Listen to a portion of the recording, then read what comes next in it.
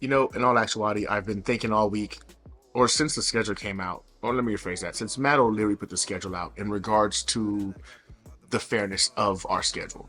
I've literally gone from loving it to hating it to being okay with it to loving it again and then to hating it. And then I finally decided, you know what? I got to make a video about this and just kind of get it out there and kind of give it a combination of the good and the bad about this schedule. And I mean, there's some concerns, but there's a lot to love about it if we can go ahead and surpass those concerns. So, yeah, we're going to talk about it. I can do it all, I will never fall. If the renaissance, you know that I got the mother sauce, man. You know I'm the boss, I know what it costs. Have you won a loss? I'm so versatile, yeah, I'm a renaissance, man. I can do it all, I will never fall. If the renaissance, you know that I got the mother sauce, man. You know I'm the boss, I know what it costs. Have you won a loss? I'm so versatile, yeah, I'm a renaissance, man.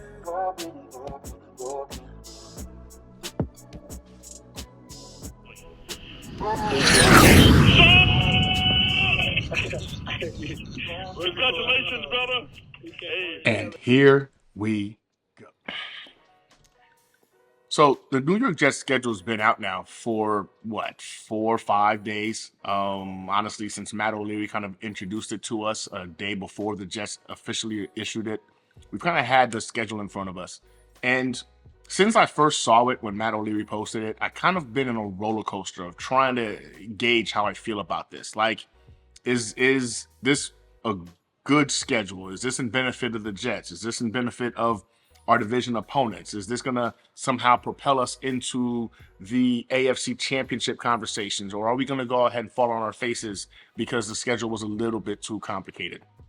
And I've now spoken on numerous shows about it. I've talked about it on the Thursday Think of It. I've talked about it on the Battered Jets Fans. I've talked about it on Dano's show as well. I've gone back and forth, and I've actually recorded a video before this one breaking down my interpretation and feelings about the schedule just to come back in front of the camera and re-record it because I really felt, again, my mind shifted. But I guess at the end of the day, what it boiled down to is I was able to get in front of YouTube, as I always do, and Mike North sat down with Eric Allen and kind of broke down the thought process behind the creation of this Jets schedule. Now, he's doing the rounds right now. I think he did the same thing with the Bears. I think the Steelers are up next. So he's doing the rounds, trying to explain and give the fan base a reason why they went the way they did when it comes to these schedules. And I got to say this. I think the schedule does have its benefits. I'm not going to pretend like there's not some benefit to the schedule. There is. Again, it's not the hardest schedule in our division. And that I think it's like the third hardest schedule in our division in terms of opponents. Again, take that with a grain of salt if you want to. You never know what you're going to get from guys who played last year into this year, but I digress. The Bills by far have the toughest schedule, and I really feel it's one reason why they're going to finish third in our division. But the prediction video for the AFC East is down the road. I guess, you know what I'm saying, like a little spoiled preview there. But for me, the biggest issue about our schedule is when you take into consideration who we have on our roster. Let me rephrase that. Who the big contributors on our roster are. And man, that first three games. The first 3 games of our schedule to me is where I find myself really battling whether or not we're in a good position or in a bad position. Now I know some individuals are going to look at it and say it's football, you know what I'm saying? Like, shut up and go out there and win. But I feel like a lot is being, displaced or not really thought about in terms of the R&R aspect of these football games. Like the ability to go out and have many collisions, literally throughout an entire 60-minute period, tells you that there should be some recovery aspect between games. There should be. There has to be. And when you take into consideration that the New York Jets' two biggest and most important pieces on the roster on the offensive side of the ball are Aaron Rodgers and Tyron Smith, I think you have to take into consideration that concern is warranted. Concern is warranted. We're talking about a stretch that includes the San Francisco 49ers, September 9th, on Monday Night Football. And originally I wanted a softball, right, to kind of get these guys done, to kind of get these guys going. But then in hindsight, I think the 49ers are the hardest team to play on our schedule. You're talking about the Super Bowl champ runner-ups. These guys are a talented roster. The defense is lights out. Brock Purdy, when he gets going, really gets going. You know, they got Brandon Ayuk. They've got, Christian McCaffrey. They got Debo Samuel, George Kittle. It's going to be a challenge for this team. But I got over that. And I thought to myself, you know what? That is a positive because you get to go up against the best team on your roster. You're catching them early on. They don't really have any tape on what the Aaron Rodgers New York Jets looks like. So that's going to be a challenge added to them. And we've seen this team. Our defense has seen this team operate. They know what the offense looks like. Our offense has got up against a quality defense like theirs and kind of knows what to expect from quality offensive play or defensive play. So I feel like there is a slight advantage there. But at the same token, you go from that game, which is going to be a brutal one. I think this is going to be one that's going to test the limits of both rosters. I do believe the New York Jets and the 49ers are potentially in that top 3 conversation for best rosters in the NFL. Maybe even the best 2 teams in terms of the best overall rosters on paper in the NFL. So this is going to be a battle. There's already some animosity there. You see the hate between our cornerbacks in terms of conversations being spat off on Twitter beefs, etc. It is what it is. But ultimately, we're leaving that game, again, on the West Coast, to come back to MetLife, right, and kind of get ready within a 2-day period to turn back around and fly out to Tennessee. Play the Titans on the 15th. It's on 6 days later, roughly, but let's be honest, like, you're not leaving, it's Monday Night Football, so you're not leaving California until Tuesday, which means you get back to MetLife area late afternoon, mid-afternoon. You want to give you guys a break, which means on Wednesday, the 11th, maybe you're talking about getting back in the building, but more so along walkthroughs because, again, you're still recovering from that game you just played 2 days ago. Then you had to travel from the West Coast to the East Coast. There's going to be jet lag. There's going to be fatigue. You guys got to kind of get in the right mentality. And then, boom. I think after that Wednesday, it's the 13th. You've got to either start going through practices, incorporating the game plan. 14th, you're flying out to Tennessee to play them on the 15th. That is a very short turnaround after going through what I believe is going to be a battle of 2 of the top rosters in the NFL.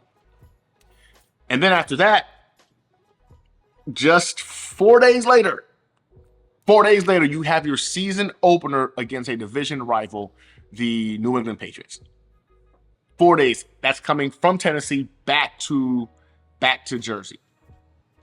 Listen, it's the 3 games in 10 days for me is my biggest concern about this freaking schedule, because we do have a 40-year-old quarterback coming off an Achilles injury. We do have a Tyron Smith who hasn't completed an entire entire season since 2015.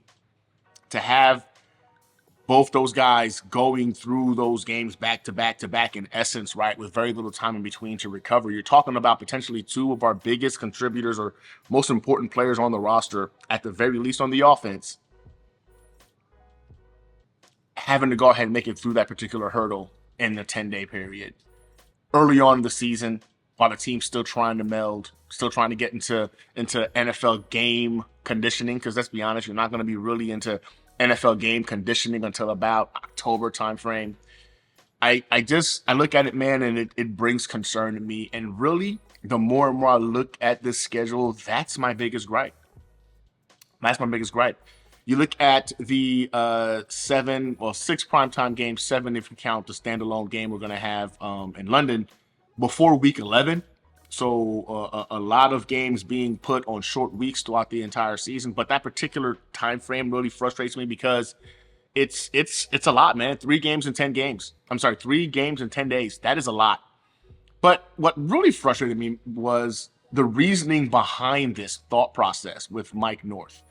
When it became apparent to me that it wasn't about, the team's well-being. It wasn't about the team's health or the team's ability to stay healthy. That whole player health thing went out the window when he, in essence, stated that the New York Jets owed the NFL this, owed it to them, because last year there was a lot of excitement. Last year, they gave us all of those primetime games. They wanted to see the Aaron Rodgers experiment. They wanted to see this elite defense with a competent quarterback. They were excited. The storyline was awesome.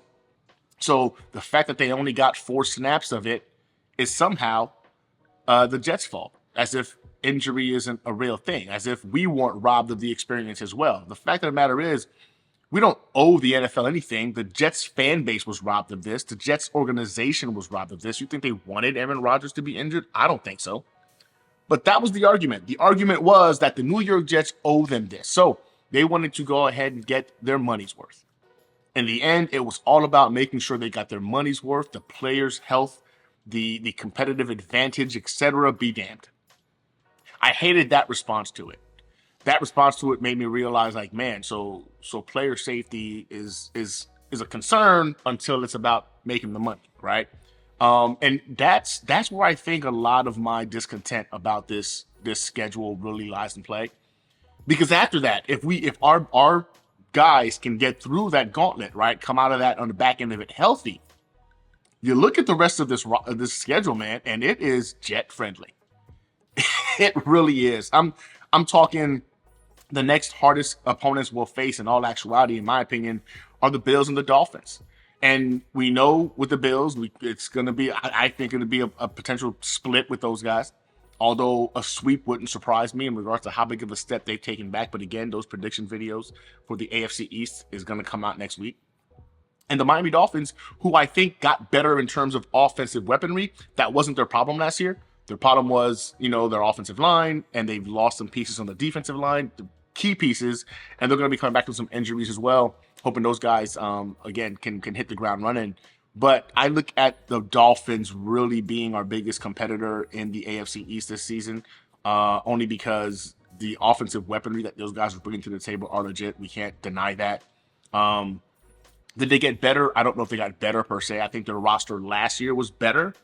But I think this year, I guess you can say the wide receiver room got better and the running back room got better. But I don't think that was ever their issue. I thought they already had a top wide receiver core and a top running back room last year. I digress about that. That's, again, we'll talk about that in the next video. But you look at the rest of that schedule, man, and it becomes extremely favorable. Extremely favorable. I think the New York Jets have an opportunity here to accomplish something that we haven't seen as Jets fans in a very long time. I think the New York Jets ceiling with this schedule, if health decides to not be a burden on us, is going to be exciting. But the fact of the matter is, the NFL didn't care or think about the competitive advantage and or health of our guys when they put us up with 3 games in 10 days, and they've admitted to as much. They've literally admitted to as much. 2 of those 3 games are going to be primetime games. They're trying to recoup the hype and amusement from what they were expecting last year on the backs of our players this year. And as a Jets fan, I'm a little agitated. I'm quite agitated about it, because you look at that stretch, man, and it's not like you've got games at home and you get to prepare. No, 2 of them are away, 1 of them's at home. But you're talking about a West Coast trip, then to Central U.S. trip, then the East Coast. You finally have your home opener. That's a lot of travel within those 10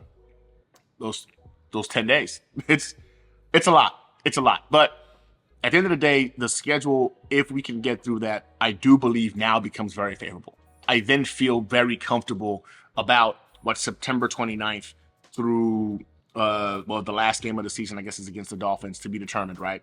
That looks like. I love how it's laid out. The Week 12 bye, I think, is a hell of a bonus. People are really sleeping on how much that can impact getting your mind together and coming back December 1st, and then you're now playing against the Seahawks.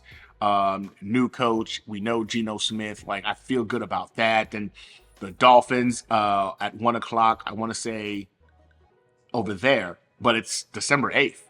So the advantages that they usually have in, September, October, even in November, kind of gone away, right? That sun advantage is taken away from them, more of an even playing field. I hope both teams are healthy for that game. I'm really excited for that one per se. Then you got the Jaguars. I think it's the Rams after that. On the back end, I look at it, the Rams is a wild card.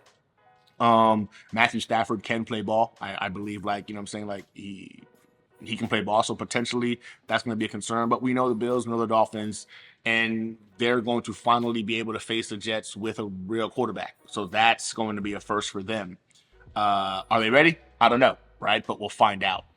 I wanted to just get in front of the camera and just say, you know what, this is my thought process on it. I think the first 3 games is bullshit. I think it is. I think the NFL, looking at the dollar signs, and I understand the Jets had 2 of the highest rated games last year. I think it was like of all time. One of those games with Zach Wilson at the helm at quarterback, which is shocking by me, but whatever. I understand the New York Jets more, that New York market, that New York Jets fan base is always going to warrant attention. And for anybody that says no one cares about the Jets, like, you couldn't be further from the truth. The New York Jets are amongst one of the most watched teams, whether you hate them or love them, consistently year in and year out. Last year proved that when Zach Wilson was garnering some of the highest ratings ever for a freaking football game. So it's obvious it becomes a money grab when they're trying to force feed as many of those primetime games early on in the season, because they already know in the back end of the season the conversation's about the playoffs. So why not force feed the earlier part of the season? So listen, I get it, it's a business. I understand that component. And I get it. The freaking schedule's set. We can cry about it all we want to. It's not going to change, right? Wah, wah, wah. I get it. For those of you that think I'm crying, it's not going to change. And I understand that. But I am frustrated because it's putting our guys in a precarious situation. And we're going to have to hope for some health. I guess the good news is they're not playing all 3 of those first games at home, right? We're talking about going on, I guess it's grass. Yeah, it's grass in Tennessee. I think it's grass also at the 49er Stadium. But it ain't the turf of freaking MetLife, right? The turf monsters, so to speak. So that's my thoughts on it. This video wasn't supposed to take this long. I was supposed to get on here in 10 minutes and just kind of break down my thought process on the schedule, especially that beginning portion of it being a gauntlet. But after that, it does become very favorable to the Jets. And we're going to talk about the record predictions here on the next video. I feel really good about this season. I'm worried about the first few games, not because of facing the 49ers or even the Patriots. In fact, I mean, I'm not worried about the opponents. I welcome that aspect. I worry about the 3 games in 10 days. That's what I worry about, because I think about my guys, I think about my team, and being able to get that time for some R&R and get ready for the next freaking battle. And they're not going to really have much of that. But at the end of the day, it is what it is. This is it. This is what we have to work with. And the losers have to go ahead and, nut up and shut up, I guess, right? And make this happen. Best roster we've had ever. I think this is one of the best rosters I've ever had in my lifetime as a Jets fan since '96. I don't know if we can point another time where the Jets had a roster this well rounded. You notice that the people that talk shit about the Jets aren't talking shit because the Jets suck, right? It's the Jets can't stay healthy. Tyron Smith and Aaron Rodgers, blah blah blah, old. They're injury prone. I don't think people understand what injury prone is. Tyron Smith is injury prone. Yes. Aaron Rodgers missing 2 seasons in his 20-year career is not injury prone. Mike Williams missing 1 season in his entire career is not injury prone. But people want to go ahead and utilize that as their safety blanket, and I get it. I don't blame you. The Jets are going to be a force, and if the Jets stay healthy, if the New York Jets stay healthy, man, a lot of people are going to have their feelings hurt this coming season. Man, I hope it becomes the reality. But that's it. My thoughts on it. I think the Jets didn't get any favors for them in regards to this particular schedule, but I do believe if they can go ahead and get through that gauntlet portion of it, they're sitting pretty, man. They're sitting pretty. So, go Jets. Go get it. Go win. I'm excited for this freaking season, and you should be too. I'm going to the Steelers game. So if you're a Jets fan anywhere next to Heinz Field, I'll see you there. I've already talked to a couple guys who are going to be out there. It's going to be a good time. I'm looking at potentially going to that Titans game, and I'm definitively going to, I think, one of those Dolphins games. Whether it's in Miami or whether it's in MetLife is going to be the biggest question. But yeah, and schedule's here. Schedule's here. Let's have some fun with it. Till next time, go Jets.